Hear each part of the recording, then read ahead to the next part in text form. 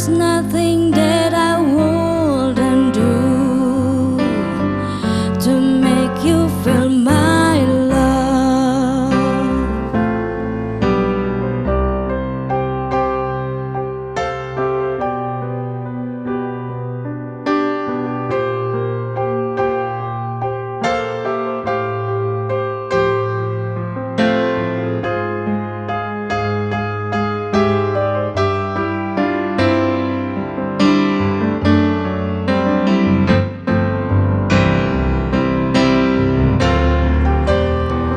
The storms are raging on the rolling sea and on the highway of regret. The winds of change are blowing wild and free. You ain't seen nothing like me yet. I could make you happy, make your dreams come true. Nothing that I wouldn't do. Go to the ends of the earth for you to make you feel my love. To make you feel my love. To make you feel my love.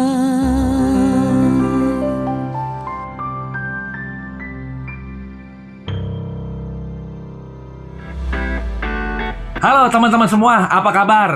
Saya mau menyambut kalian semua di acara online experience kita kali ini. Dan saya juga mau menyambut buat teman-teman baik yang Kristen maupun yang non-Kristen. Welcome untuk kalian semua. Dan Happy Good Friday. Semua orang di seluruh dunia hari ini sedang merayakan, karena itu adalah bukti betapa besar kasih Tuhan kepada kita manusia-manusia yang berdosa. Ya, there is nothing I wouldn't do to make you feel my love. Wah, luar biasa ya. Tidak ada yang tidak aku lakukan supaya kamu bisa merasakan cintaku kepadamu. Wih, siapa yang nggak geter ya nggak hatinya kalau dengar kata-kata seperti itu kan? Bahwa ketika kita melihat orang yang kita sayangi terpuruk, ya mungkin dia mengalami kesulitan, kita tuh tergerak untuk bisa melindungi, ya kan, untuk bisa mengasihi dia, dan kita mau membuat dia merasa dan menjadi lebih baik. Nah, apa hubungannya sama Good Friday kali ini? Bahwa itulah yang juga Tuhan lakukan kepada kita. Dia mau mati untuk kita semua. Kalau manusia aja bahkan rela berkorban untuk orang yang dia kasihi, terlebih Tuhan itu kasihnya kepada kita semua bukan cuma sekedar kata-kata, bukan cuma sekedar syair atau puisi-puisi, tapi bahkan dia rela mati di kayu salib untuk agar supaya kita manusia-manusia yang mungkin punya kepahitan, punya kesedihan, bahkan kepada Tuhan sekalipun, itu bisa merasakan anugerah dan sentuhan kasih Tuhan. Dan setelah ini kita juga akan belajar kebenaran firman Tuhan dari Bro Jason. Dan harapannya kita bisa belajar bersama-sama untuk memperlengkapi kita di dalam menjadi reflektor terang Tuhan dimanapun kita berada. Dan setelah itu nanti di akhir khotbah kita juga akan melakukan perjamuan kudus. Jadi nanti bisa dipersiapkan ya bersama dengan keluarga, dengan komunitas kecil kita, atau mungkin yang sedang sendiri pun ya kita siapkan anggur ya atau minuman di dalam gelas loki atau di gelas ya.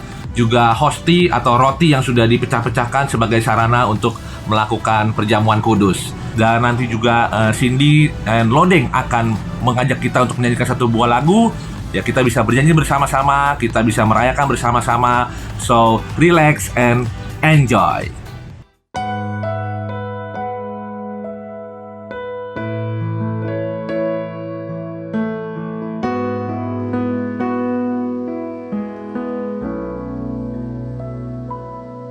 Waktu kecil kita merindukan Natal dan sebuah hadiah yang menawan, namun tak menyadari seorang bayi telah lahir, bawa keselamatan untuk manusia.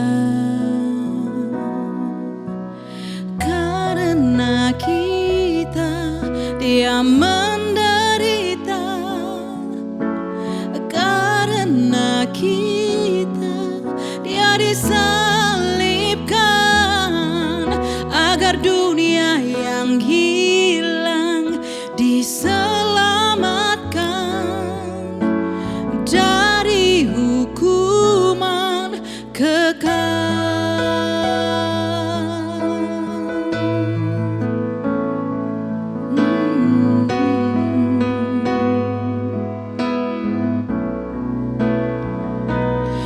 Waktu pun berlalu dan kita pun tahu anugerah yang besar dari Bapa yang relakan anaknya disiksa dan disalibkan di bukit Kalvari karena kasih. Karena kita dia menderita,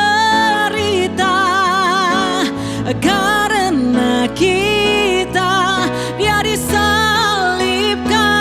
agar dunia yang hilang diselamatkan dari hukuman kekal. Telah ku dapat jalan kehidupan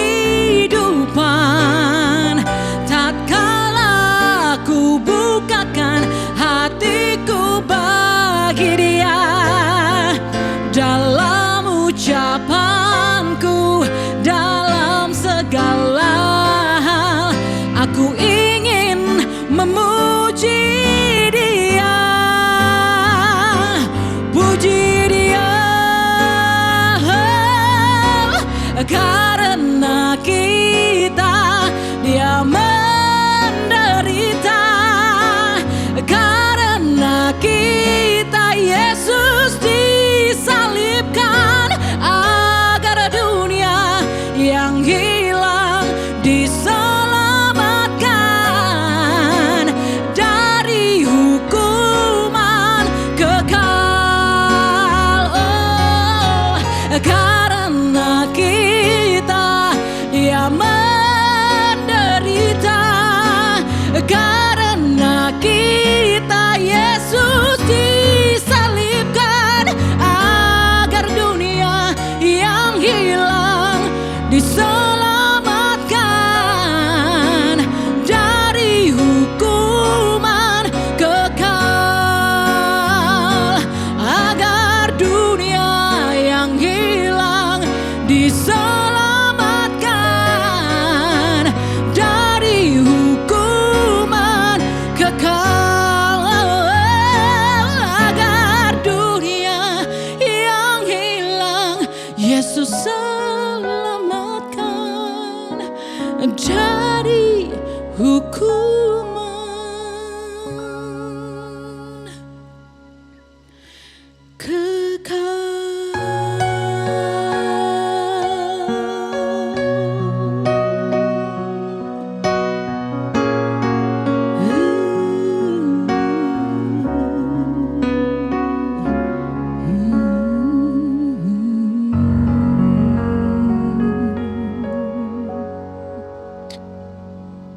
We are the reason, kitalah alasan Tuhan Yesus, Allah yang menjadi manusia, datang ke dunia ini, mengunjungi kita di tempat di mana kita berada, di tempat di mana kita penuh dengan kekurangan.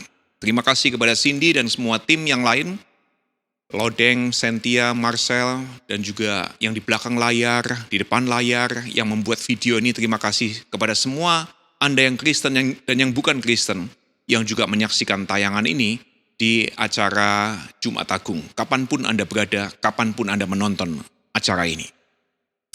Ada sebuah tes namanya Turing Test, di mana para ilmuwan komputer menempatkan beberapa orang menjadi juri untuk duduk di depan komputer.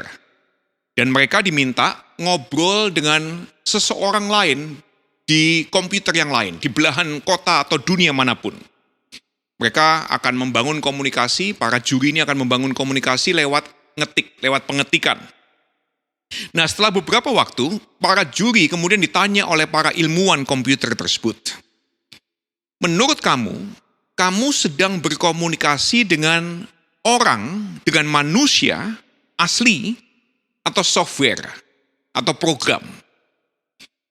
Orang yang buat software, manusia yang bisa membuat software yang paling mampu mengelabui para juri bahwa mereka manusia, bukan software. Nah, mereka nanti akan mendapatkan award, namanya Loebner Award. Tapi ada penghargaan lain juga dalam tes Turing ini, yang diberikan kepada orang yang paling bisa meyakinkan para juri bahwa dirinya adalah manusia biasa dan bukan software. Juri akan menilai orang mana yang paling kecil kemungkinannya sebagai smart computer. Tahun 1994, pemenangnya seorang bernama Charles Platt. Yang membuat Charles Platt menang ternyata bukan jawaban yang lebih realistis secara emosional, atau dia memakai bahasa Inggris yang penuh ekspresi, yang kaya dengan nuansa emosional, tetapi dia menang karena jawabannya ini menurut para juri. Dia murung, mengesalkan, dan penuh kebencian. Alias, justru kekurangannya Charles Platt yang membuat dia paling mirip dengan manusia. Nah, kita ini kepingin selalu mencoba menunjukkan diri kita bukan manusia. Kita selalu kepingin mencoba bisa berada sedekat mungkin dengan Allah yang kudus. Orang-orang beragama di seluruh dunia, apapun agamanya, berlomba-lomba menunjukkan dirinya paling layak dekat dengan Allah yang kudus. Ada yang dengan cara beragama, dengan cara softcore, dengan cara yang paling halus, paling biasa, lewat ibadah dan ritual agamawi, itu softcore. Ada yang juga pakai cara hardcore, ya, melakukan pelayanan, aksi-aksi spektakuler, konser agamawi, dan sebagainya. Bahkan ada yang pakai cara extreme core, mensacrificekan dirinya, waktunya, yang penting dia korbankan. Ada yang memisahkan diri dari yang dianggap duniawi, termasuk vaksin dianggap dari setan, itu extreme core. Tapi kalau Anda Kristen, Tuhan justru datang ke dunia ini sebagai manusia. Tuhan justru mendekatkan dirinya kepada kita-kita yang paling mirip manusia. Justru kita-kita yang penuh dengan kekurangan, yang murung, yang mengesalkan, dan yang penuh kebencian. Dan kekurangan manusia inilah yang jadi alasan utama Tuhan Yesus datangi kita di tempat di mana harapan kita bubar, impian kita rontok, dan juga di tempat di mana kita penuh dengan kekurangan, kegagalan, dan kelemahan. Nah, kita senang dengan kabar baik tersebut. Kita senang dengan kabar kalau Tuhan itu mendatangi kita di tempat di mana kita gagal dan bobrok. Kita ada di rock bottom, God comes to us. We are so happy about it. Tapi kemudian kita shock. Kenapa? Pada saat hari ini, hari Jumat Agung, kita memperingati Tuhan Yesus yang tewas dieksekusi dengan cara yang paling hina saat itu, karena menista agama. Nah, semua penulis Injil, Matius, Markus, Lukas, Yohanes setuju bahwa pada saat Yesus disalib dan tewas, dia tidak sendirian. Ada 2 mitra Tuhan disalib. Salib bukan cuma 1 di Bukit Golgota 1, ada 3 salib saat itu. Dan ada 2 mitra Yesus di atas salib yang sama-sama merasakan penderitaan Yesus. Yang sama-sama dihina, diolok-olok, yang sama merasakan sakitnya disalib. 2 orang ini bukan salah satu dari murid-muridnya. 2 orang ini bukan ahli agamawi. 2 orang ini adalah penjahat, kriminal yang paling mengesalkan, yang paling penuh kebencian. Dan salah satu penulis Injil, Lukas, mencatat conversation, percakapan antara 2 penjahat ini bersama dengan Yesus. Dalam Lukas 23 ayat 39 sampai 43, Lukas cerita seperti ini. Seorang lagi penjahat yang digantung itu menghujat dia, katanya, "Bukankah engkau adalah Kristus? Selamatkanlah dirimu dan kami." Tapi penjahat yang satunya menegur temannya dan berkata, "Tidakkah engkau takut, juga tidak takut kepada Allah? Sedang engkau menerima hukuman yang sama. kita ini tidak layak dihukum sebagai balasan setimpal karena perbuatan kita. Tetapi orang ini, dia tidak bikin salah. Lalu dia berkata kepada Tuhan Yesus, Yesus, ingatlah akan aku apabila engkau datang sebagai Raja. Dan kata Yesus kepadanya, aku berkata kepadamu, sesungguhnya hari ini juga engkau akan ada bersama-sama dengan aku di dalam Firdaus. Nah, beberapa observasi. Yang pertama, orang yang selama ini ingin posisi yang mulia bersama Yesus. Orang yang suka kepingin menunjukkan bahwa dirinya lebih daripada orang lain. Dia punya kelebihan sehingga layak ada di samping kanan kiri Yesus. Orang yang kepingin berada sedekat mungkin dengan Yesus karena dirasa Yesus punya power. Yesus juru selamat dunia. Orang-orang seperti Yakobus, Yohanes, bahkan Petrus. Ternyata kabur semua saat itu. Yang sepenanggungan dengan Yesus, yang sependeritaan dengan Yesus, justru criminals yang murung, mengesalkan, dan penuh kebencian. Observasi saya yang kedua. Tuhan Yesus Kristus, yang adalah Allah yang datang bagi orang yang berdosa, kemudian punya sebutan paling populer, sahabat orang berdosa, friend of sinners. Kenapa dia disebut dengan sebutan tersebut? Karena dia suka menciptakan conversation, percakapan dengan para pendosa. Dan yang sangat menarik bagi saya, sekarat pun dia punya conversation dengan criminals, dengan orang yang dianggap paling berdosa. Nah, siapa dua criminals ini? Menurut Apocryphal Gospel of Nicodemus, ini adalah Injil Nikodemus, Injil Apokripa dari Nikodemus, yang menurut standar bapak-bapak gereja, gak layak masuk kanon Alkitab dengan pertimbangan mereka. Nah, nama dua penjahat ini, satu namanya Gestas. Gestas itu yang menghujat Tuhan Yesus. Satu namanya Dismas, yang menyadari kesalahannya. Nah, kalau Anda mungkin pernah punya pengalaman menemani orang yang menghadapi sakratul maut, sekarat nih, orang lagi sekarat, biasanya orang sekarat akan menunjukkan dirinya tanpa topeng, tanpa kamuflase. Kematian yang mendekat, pada saat saya menemani beberapa orang menghadapi maut menjemput, kematian yang mendekat membuat orang kehilangan kekuatan yang selama ini mereka pura-pura punya. Apa yang terjadi? Ini yang saya lihat. Ada yang jeleknya keluar semua. Jahatnya keluar semua. Lebih jahat daripada ibu tiri. Ada yang pertahanan dirinya rontok habis. Semua penampilan baik yang dia selama ini tampilkan rontok. Dia justru jadi orang yang sangat lembut, sangat lemah, sangat tidak berdaya. Ada juga yang kepahitannya ditimbun sejak lahir, dimuntahkan. Dia maki-maki, dia kutukin siapapun, dokter dia kutukin, suster dia kutukin, pendeta pun dia kutukin, gak takut dia. Semua dikeluarkan, sampai tinggal hanya esensi, hanya ampas, hanya sari dirinya yang sudah diperas habis. Tapi justru itulah sari, inti sari hidupnya. Gestas, kemungkinan, sangat mungkin adalah orang yang pahit seumur hidupnya. Dia orang Yahudi. Jadi dia tahu bahwa dirinya termasuk umat Allah. Imamat yang rajani. Umat pilihan Allah. Dia tahu hal tersebut. Tapi bagi dia, kenapa kok saya bagian dari imamat yang rajani, sejak kecil saya dibully. Saya tidak mendapatkan kasih dari orang tua. Saya susah kalau mau makan. Orang lain kalau makan enak, beli McDonald, beli steak, wagyu, gampang banget. Saya hanya bisa melihat foto mereka di media sosial. Saya sendiri tidak pernah menikmati makanan tersebut. Dia hanya bisa iri, lihat orang lain makan enak. Dan kemudian dia tumbuh remaja, pemuda, dewasa, dia salahkan semua orang. Dia lakukan kejahatan karena dia merasa hidup ini tidak fair.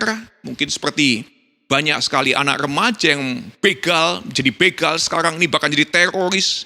Karena merasa kehidupan sosial tidak fair. Termasuk yang dia salahkan siapa? Yesus Kristus. Kalau betul dia Mesias, kalau betul dia adalah orang yang dijanjikan untuk memerdekakan aku dari semua kesesakan ini. Salahnya dia nih kalau begitu. Kalau sampai aku harus mengalami salib, semua janji-janjinya, semua kebagusannya atau janjinya untuk mengangkat kami jadi umat Tuhan, tapi ternyata tidak berkati hidup ini. Dia tidak menyediakan jalan hidup yang benar untuk aku alami. Yang lancar gak dijalani, gak disediakan. Ada satu sepatu kontroversial yang terjual hanya dalam waktu 1 menit. Seharga $1.087. US 14,7 juta rupiah. Sepatunya namanya Satan Shoes, sepatu setan. Sepatu ini didominasi warna merah dan hitam. Ini hasil kolaborasi rapper Lil Nas X dengan MSC HF. Pakai sepatu Nike Air Max 97. Nah, di Satan Shoes ini, kenapa disebut Satan Shoes? Karena di bagian tali sepatunya ada pentagram, ada logo pentagram. Itu bintang dengan ujung 5 yang seringkali identik dengan dunia sihir, dan kemudian disamakan, dihubungkan dengan Illuminati. Kemudian di samping sepatunya ada tertulis ayat Lukas 10 ayat 18, yang bunyinya, aku melihat setan jatuh dari sorga seperti langit. Nah, di sol sepatunya yang warnanya merah, Air Max soalnya, dalamnya ada airnya. Ternyata di dalamnya isinya 2,03 ons tinta merah yang dicampur dengan 1 tetes darah manusia. Nah, begitu sepatu ini keluar dan laku, langsung dihakimi semua ahli agama, pendeta kebanyakan. Nike yang dipakai brandnya juga menuntut pembuatnya. Kalau Anda termasuk yang suka ngata-ngatain, untuk informasi bagi Anda, condemning is easy. Nunjukin salahnya orang, nyudutin orang gampang. Karena itu Anda sedang making a point. We are making a point. Making a point is easy. Membuat sebuah poin gampang. Tapi apakah Anda tahu? Apakah Anda dan saya tahu story behind it? Apakah Anda tahu kisah di balik pembuatan sepatu ini? 1 hari setelah sepatu terjual, Lil Nas X kemudian kasih tahu tujuannya. Dan dia beritahu ini. Dia marah karena dia gay. Dia sendiri tidak suka dengan orientasi seksualnya. Tapi dia tidak sanggup mengatasi. Dia marah dengan apa yang terjadi karena seksualitasnya. Terutama dia jengkel sekali dengan condemnation dari para orang Kristen, orang-orang gereja. Dan dia bilang ini, saya habiskan seluruh masa remaja saya benci diri saya sendiri karena hal-hal yang diberitahukan akan terjadi kepada saya karena saya gay. Jadi saya bikin sepatu ini tujuan saya. Saya harap kamu semua marah. Saya harap kamu tetap marah. Saya harap kamu rasakan kemarahan yang sama yang kamu ajarkan kepada kami-kami ini sampai hari ini. That's the story behind it. Dan ini ungkapan gestas yang kita dengar di hari Jumat Agung di abad ke-21 ini. Diwakili oleh Lil Nas X. Ini orang-orang yang pahit, yang murung, yang mengesalkan, dan penuh kebencian. Orang-orang yang kita anggap terhilang. Itu gestas. Tapi Dismas sama kriminal, penjahat. Tapi dia sadar, dia ngaku dirinya salah. Dia terima dihukum. Ini penjahat kriminal yang punya pengharapan. The hopeful one. Ini orang yang terhilang kemudian ditemukan. Itu Dismas. Tapi ini yang menarik. Saya nggak bela salah satu. Yesus juga nggak bela salah satu. Ini yang terjadi. Tuhan Yesus ternyata ada di tengah-tengah antara the lost one and the found one. Tuhan Yesus justru ternyata ada di tengah-tengah the bitter one and the hopeful one. Yesus justru ada di tengah-tengah orang yang terhilang dan yang ditemukan. Di antara orang yang pahit hatinya dan orang yang penuh pengharapan.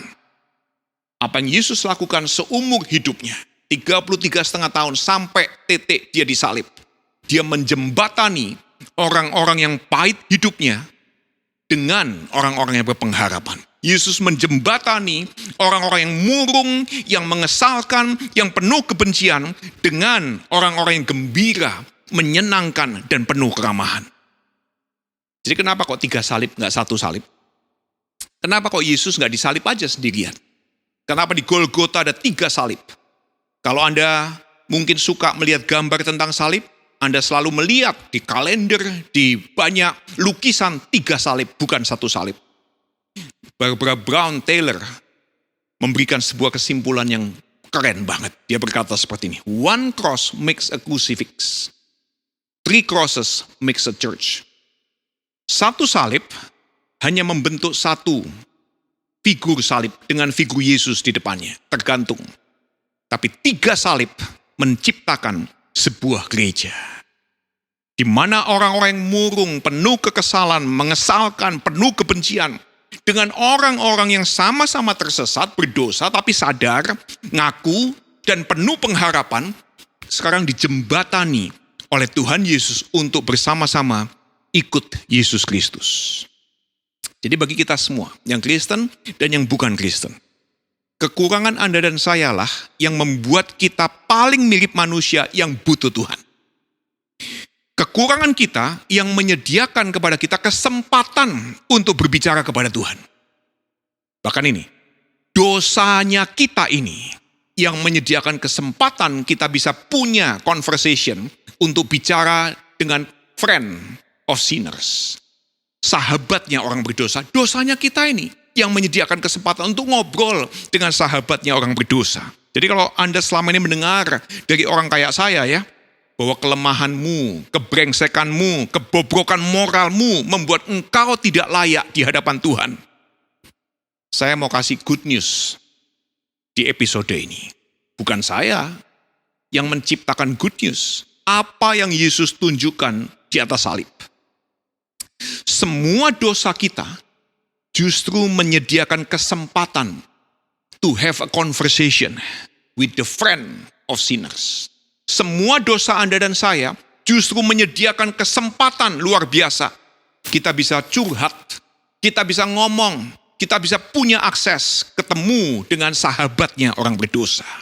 Allah yang kasih, yang sepenuhnya anugerah, sepenuhnya kebenaran, terus-menerus melibatkan Anda dan saya. Terus-menerus merangkul Anda dan saya. Sampai Anda atau saya melepaskan diri kita sendiri. We are all included until we exclude ourselves. You are all included until you exclude yourself. Kita semua dilibatkan oleh Tuhan sampai kita yang lepaskan, jauhkan diri kita sendiri dari Tuhan.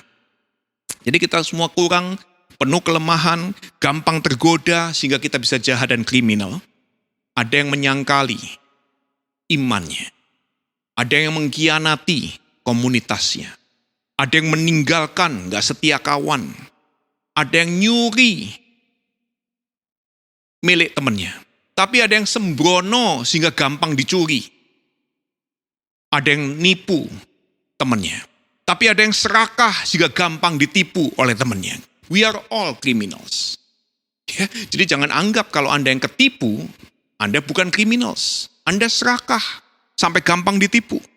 Ya, tetapi Allah ternyata terus melibatkan Anda yang berdosa sehingga kita bisa punya conversation dengan sahabatnya orang berdosa. Dia terus libatkan kita sampai satu titik Anda atau saya yang melepaskan diri kita sendiri daripada rangkulan Tuhan. Sekarang bagi Anda yang Kristen, Tuhan Yesus datang ke dunia menjadi sahabat orang berdosa, bahkan tersalib bersama criminals. Untuk apa? Untuk ini. To make a difference. Not to make a point. Jadi kalau Tuhan Yesus datang ke dunia ini untuk membuat perbedaan, bukan hanya untuk membuat sebuah pelajaran, ya, maka Anda yang Kristen, we are here, kita ada di sini to make a difference, to be Christ-like. Bukan untuk membuat poin, not to make a point, bukan untuk jadi biblical. We are here to make a difference, not to make a point. We are here to be Christ-like, not to be biblical. Kalau Anda hanya membuat poin, gampang. Semua orang kampanye making a point, bikin poin. Nanti ya, tak janjiin ini ya, gitu. Semua orang kampanye bikin poin. Semua pengkhotbah klaim dirinya biblical, alkitabiah. Gampang kalau cuma ngeklaim, buat poin biblical. Tapi bikin perbedaan, that's so difficult. Orang tua kan suka bikin poin ya. Nyalahin anaknya. Kemudian kalau anaknya betul-betul ngalamin susah, orang tua bilang apa? Kan papa sudah kasih tahu. I told you. Ya, itu kalimat nyebelin banget itu. Nah, making a point, kalau Anda mau membuat sebuah poin atau Anda suka menjadi biblical alkitabiah, di hadapan orang-orang yang setuju dengan Anda, wah itu menyenangkan. Kalau Anda making a point, good points, dan kemudian biblical, maka orang-orang yang setuju dengan Anda akan nyaut, yes, amen, haleluya. Ya, pada teriak-teriak tuh. Kemudian Anda ditepukin tangan, Anda dapat tepukan tangan. Selesai, ada orang berkata seperti ini, I was so blessed by your sermon. Your statement is powerful. Tapi Anda perlu tahu, making a point, making biblical points, itu gampang. Anda tinggal bentak, teriak, lempar granat ke orang lain, ancam mereka masuk ke neraka. We make a point. Dan pada saat kita membuat biblical point, we feel better. Kita merasa diri kita lebih baik. Dan ini yang menyenangkan. Anda bisa mengumpulkan banyak massa pada saat Anda making a point. Apalagi biblical points. Jadi beritahu orang lain salah dengan pakai ayat Alkitab gampang. Tapi mendampingi orang keluar dari jalan yang salah, itu yang sulitnya bukan main. Membuat perbedaan bisa sangat lamban, bisa sangat menyita waktu, time consuming, bisa sangat confusing, membingungkan bagi Anda sendiri dan bagi orang-orang yang ikut dengan Anda. Seperti murid-murid Yesus bingung pada saat ikut Yesus. Mau kemana sih ini? Katanya Mesias. Kok nggak jelas kayak begini? Awalnya bikin mujizat, terakhir-terakhir justru ditinggalin orang. Nggak jelas banget. Dan Anda yang terlibat di The City Light dan Gracia Community Jakarta maupun Purwokerto, saya ingin Anda semua tahu, we don't want to be the point-making church. Kita tidak kepingin jadi gereja yang suka bikin poin. Kita tidak sedang ada dalam proses menjadi gereja yang sangat alkitabiah. No, we don't want to be the point-making church. We don't want to be biblical, just to be biblical. We don't want that. Kita tidak mau hanya sekedar dikenal sebagai alkitabiah. But ini, we want to be a difference-making church. Kita kepingin menjadi gereja, komunitas pengikut Kristus yang membuat perbedaan. Kita kepingin menjadi Christ-like church. Orang-orang yang seperti Kristus, karena kita mengikut Kristus. Dengan cara bagaimana? Dengan cara seperti ini. Kesediaan kita untuk menjadi teman bagi semua yang gak sempurna. Yang dosanya banyak. Yang kecanduan berbagai macam hal. Melalui pertemanan kita, melalui our good deeds, perbuatan kita yang baik, melalui conversation kita, dengan teman-teman yang tidak sempurna, yang beda caranya ngomong, yang beda caranya bersikap, yang beda habitsnya, kita menciptakan conversation. Bukan dengan pasang billboard gede-gede di pinggir jalan tol, KKR, kebangunan rohani, sudah dibuka gereja dan sebagainya. Bukan dengan bangun gereja gede-gede yang mewah, bukan juga dengan posting quotation khotbah di media sosial. Itu semua making a point. Mungkin quotes Anda biblical. Ada yang biblical sih, tapi banyak juga yang ngarang. But semua itu just making a point, not making a difference. Jadi ya, we welcome everyone. Kita menyambut semua orang yang pahit, yang berpengharapan. Yang tidak sempurna, yang merasa dirinya sempurna kita sambut. Yang penuh kebencian, yang gembira kita sambut. We are all included to make a difference. Untuk punya conversation yang panjang, untuk ada dalam relasi yang sangat lama, sangat sulit untuk menumpuh momen-momen yang membingungkan. Anda semua disambut, Anda semua dilibatkan sampai Anda kemudian melepaskan diri Anda sendiri karena nggak tahan. Sampai kapan ini? Nggak tahan, nggak lihat perubahan dari orang-orang yang kita anggap nggak layak hidup benar ini. Kita nggak tahan sampai titik Anda tidak tahan, then you exclude yourself. Ya, jadi we welcome everyone. We don't want to be a point-making church. We want to be a difference-making church. Jadi, one cross makes a crucifix. 3 crosses make a church. Satu salib hanya membentuk satu benda, satu figur salib dengan patung Yesus di depannya. Tapi 3 salib menciptakan sebuah gereja. Anda dan saya, kita semua, apapun agamanya, apapun latar belakangnya, dilibatkan oleh Tuhan. Didekatkan kepada Tuhan. Dia rela tersalib agar kita semua bisa dekat dengan Allah yang kasih. Yang misinya di dunia ini adalah untuk membuat perbedaan. Sampai Anda atau saya menjauhkan diri dari kasih Tuhan. Menjauhkan diri dari communion dengan orang-orang yang mengikut Yesus Kristus. Karena apa? Seringkali karena kita nggak tahan. Kita kepingin bikin poin, bukan cuma bikin perbedaan. Kita akan berkomuni bersama. Oleh orang Kristen, komunitas bersama ini disebut sebagai perjamuan kudus, Holy Communion. Tapi Anda perlu tahu, perjamuan kudus adalah sebuah peringatan di mana Yesus Kristus tersalib. Di mana Yesus Kristus sepenanggungan dengan yang paling berdosa.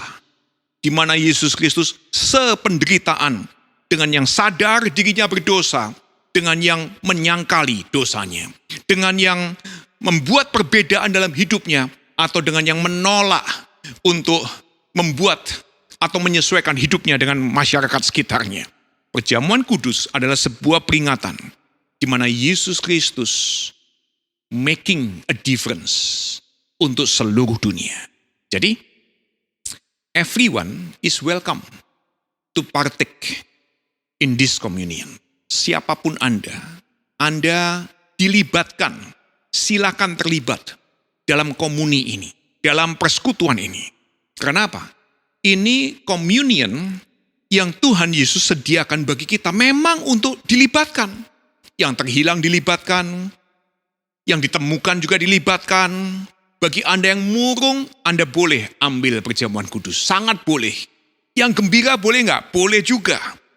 Penipu boleh nggak ambil perjamuan kudus? Sangat boleh. Jesus died for you. Ya, bagi yang serakah sehingga mudah ketipu, boleh nggak? Boleh juga. Karena dengan kebodohan Anda perlu juru selamat. Bagi yang suka bikin poin, boleh nggak minum perjamuan kudus? Boleh banget. Bagi yang ingin bikin perbedaan, this communion is for all of us. Kekurangan kita semua, dosa kita semua, yang menyediakan kesempatan bicara pada sahabat orang berdosa. Jadi mari kita berkomunitas bersama, berkomuni bersama. Anda bisa mengambil satu potong roti yang sudah Anda siapkan. Saya akan memakai roti hosti, tapi Anda bisa pakai roti apa saja, potongan roti. Di tangan kanan Anda pegang, dan kemudian Anda bisa ambil satu gelas kecil atau satu sloki, bisa berisi wine atau minuman apapun. Gak usah banyak-banyak, secukupnya aja. Di tangan kiri Anda pegang, dan saya akan pimpin kita semua untuk berkomuni bersama. Saya akan ajak kita semua untuk berdoa terlebih dahulu. Sementara musik mungkin akan mengiringi perjamuan kudus kita bersama-sama. Mari kita berdoa. Tuhan, kami berterima kasih, begitu syukur hati ini. Siapapun kami yang sedang menyaksikan tayangan ini, kami semua adalah manusia yang penuh kekurangan. Kami sangat terbatas, bahkan minus. Kami sering kali gagal dan jatuh. Kami mungkin boleh dilihat sebagai orang yang hafal Alkitab, pinter kasih khotbah, tapi ternyata kami juga orang yang serakah. Kami juga orang yang sulit untuk mengampuni. Kami juga orang yang penuh kebencian dan kekesalan kepada orang lain. Apapun background kami semua, kami disatukan oleh Tuhan Yesus Kristus. Kami dijembatani oleh Tuhan Yesus Kristus. Kami menjadi satu komunitas, yaitu komunitas pengikut Kristus yang disebut sebagai eklesia, yang disebut sebagai gereja. Di mana siapapun, latar belakang apapun, agama apapun, kami bersama-sama mengikut Tuhan Yesus Kristus yang mati di atas salib demi cintanya bagi siapapun kami. Sebentar kami akan bersama-sama berkomuni, saling menjamu satu dengan yang lainnya. Dengan hati, dengan sukacita, dengan kegembiraan. Kami bahagia, kami ikut merasakan the joy of salvation, sukacita keselamatan. Pada saat orang yang mungkin sangat berbeda dengan kami, bisa berkomunitas bersama dengan kami, menikmati tubuh dan darah Yesus yang tercurah bagi kami semua. Pada detik kami berkomunitas bersama nanti, jika ada orang yang jauh dari Tuhan, dan lewat komuni ini didekatkan pada hati Tuhan, kami akan ikut merasakan sukacita surga pada saat satu orang yang jauh didekatkan kepada hatinya Tuhan. Bersertalah dengan kami semua selama beberapa menit ini, dan sentuhlah hati kami semua, supaya kami boleh menikmati persekutuan yang hangat, inclusivity di dalam tubuh Tuhan, dan kami boleh bertekad untuk menjadi Christ-like, menjadi seperti Tuhan Yesus yang menciptakan perbedaan. Dalam nama Tuhan Yesus kami sudah berdoa. Amin. Kita bisa mengambil roti dengan tangan kanan Anda.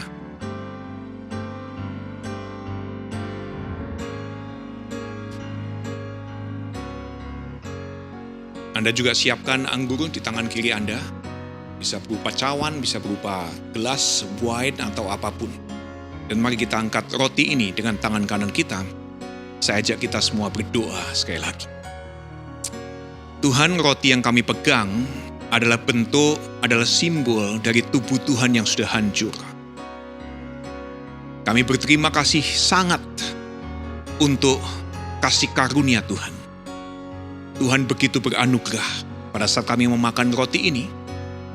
Apapun latar belakang kami, apapun situasi kehidupan kami, kondisi keuangan, kesehatan, apapun yang sedang kami alami, Tuhan akan menyegarkan jiwa kami, pikiran kami, dan hati kami, bahwa kami adalah orang yang dekat dengan Tuhan.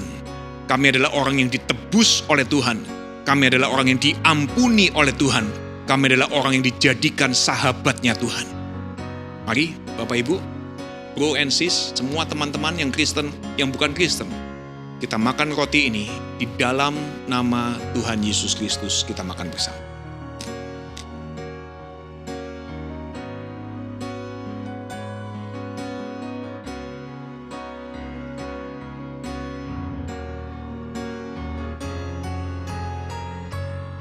Kita angkat anggur, gelas anggur atau cawan ini dengan tangan kanan kita. Dan mari kita berdoa sekali lagi. Tuhan Yesus, ini adalah simbol darah Tuhan yang sudah tercurah bagi kami semua. Tidak ada orang yang pernah menyerahkan nyawanya bagi sahabat-sahabatnya. Dan kemudian mati tersalib, tapi kemudian bangkit dari kematian dan menyertai kami terus sampai ujung kehidupan, ujung paling gelap hidup ini. Hanya pribadi bernama Tuhan Yesus. Dan kami semua bersyukur karena siapapun kami punya akses untuk mendekat kepada Engkau. Kami akan menikmati persekutuan, komuni dengan simbol darah Tuhan Yesus ini. Dan kami bisa merasakan kehangatan Tuhan Yesus Kristus, kasih Tuhan Yesus itu mengaliri seluruh area kehidupan ini. Dalam nama Tuhan Yesus kami berdoa. Amin.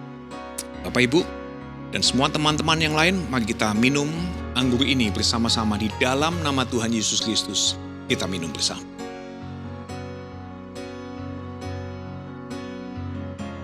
Mari kita akhiri dengan menerima doa berkat. Di akhir persekutuan dan ibadah online Jumat Agung tahun 2021 ini, kami memohon Kiranya berkat anugerah dari Allah Bapa, dari Yesus Kristus, dari Roh Kudus menyertai kami semua, memberikan kepada kami semua penghiburan, kekuatan. Ada di antara kami akan memutuskan untuk dibaptis sebagai tanda kami mengikut Yesus Kristus. Dan di Minggu Paskah kami akan memperingati Tuhan Yesus yang bangkit dari kematian. Dan terus menyertai kami, memberikan hikmat, memberikan kekuatan, memberikan segala hal yang kami butuhkan untuk terus menjadi reflektor terang Tuhan, menjadi gereja Tuhan, menjadi orang-orang yang melibatkan orang lain, yang menciptakan perbedaan dimanapun kami berada. Tuhan memberkati semua persembahan yang diberikan dan keterlibatan teman-teman dalam pelayanan. Dalam nama Tuhan Yesus Kristus, Juru Selamat kami sudah berdoa. Amin. Tuhan berkati kita semua. See you next episode.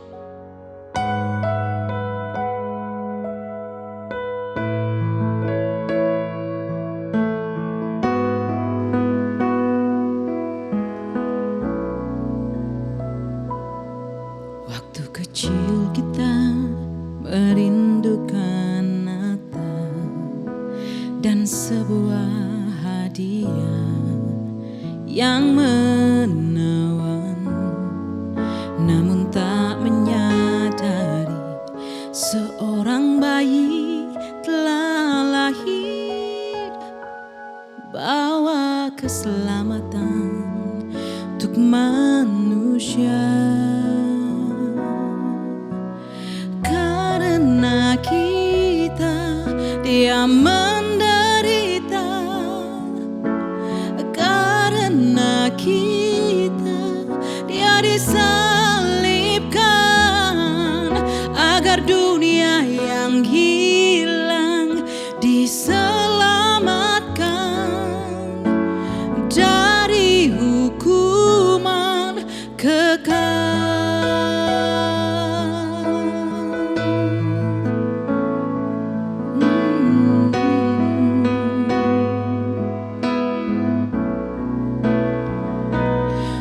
Waktu pun berlalu dan kita pun tahu anugerah yang besar dari Bapa yang relakan anaknya disiksa dan disalibkan di Bukit Kalvari karena kasih. Karena kita Dia menderita, karena kita Dia disalibkan, agar dunia yang hilang diselamatkan dari hukuman kekal.